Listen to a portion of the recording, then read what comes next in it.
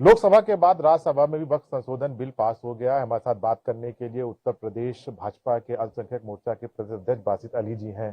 Sir, कल राज्यसभा में भी ये बिल बहुमत के साथ पास हो गया है। किस तरह से इस बिल को देखते हो? क्या फायदा आने वाले समय में अल्पसंख्यक समुदाय को इस बिल के माध्यम से मिलने वाला है? देखिए, सबसे पहले मैं देश के प्रधानमंत्री आदरणीय श्री नरेंद्र मोदी जी, गृह मंत्री अमित शाह जी और अल्पसंख्यक कल्याण मंत्री किरण रिजिजू साहब को बधाई दूंगा कि जिस तरह से उन्होंने बिल को बनाया और तमाम लोगों से चर्चा करने के बाद, तमाम पार्टियों से चर्चा करने के बाद और लगभग 1 करोड़ लोगों से राय लेने के बाद बिल को तैयार किया और उस बिल को समावेशी बनाया है। और सही मायने में इसमें महिलाएं, उसमें बोहरा समाज और शिया सुन्नी जजेस और प्रतिनिधि सभी लोगों को शामिल किया है और साथ में जो इसमें बहुसंख्यक समाज से हमारे हिंदू भाई हैं उनको भी शामिल किया है।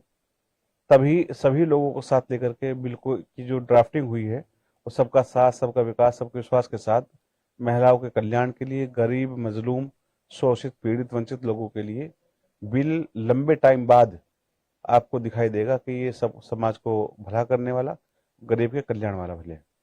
विपक्ष लगातार कह रहा है कि मुसलमानों के साथ ये धोखा है, अल्पसंख्यक समुदाय को गुमराह करने की कोशिश की जा रही है, उनको अलग अलग करने की राजनीति भारतीय जनता पार्टी के द्वारा की जा रही है। ओवैसी ने बिल तक सदन में फाड़ दिया था। तो विपक्ष जिस तरह से इस बिल का विरोध कर रहा है, आखिर क्यों इसका विरोध कर रहा है? क्या वोट बैंक की राजनीति इसके पीछे वजह है? देखिए, आपने देखा होगा कि नीतीश कुमार जी और चिराग पासवान जी, नायडू जी, जयंत चौधरी जी, इन पर एक अल्पसंख्यक जो संस्थाएं हैं या जो मौजूद लोग हैं उनके द्वारा दबाव बनाया जा रहा है, एक रणनीति के तहत कि इनको दबाया जाए और इनको बहकाया जाए कि आपने साथ क्यों दिया। बिल गरीबों के कल्याण के लिए है और जो पिछड़े लोग हैं, जिन्हें लोगों की सुध आज तक किसी ने नहीं ली, उनकी प्रधानमंत्री जी ने सुध ली है। लाखों करोड़ रुपए का एक बजट होने के बाद और तमाम जगहों पर जमीन होने के बाद आपने किसी गरीब का या कोई ऐसी योजना इस वक्फ बोर्ड की तरफ से नहीं देखी होगी जो समाज के वेलफेयर के लिए हो। कम से कम गरीब के वेलफेयर के लिए, महिलाओं के कल्याण के लिए और युवाओं के सम्मान के लिए कोई ना कोई काम चलाना चाहिए था। अल्पसंख्यक कल्याण मंत्रालय पहले भी थे और आज भी हैं।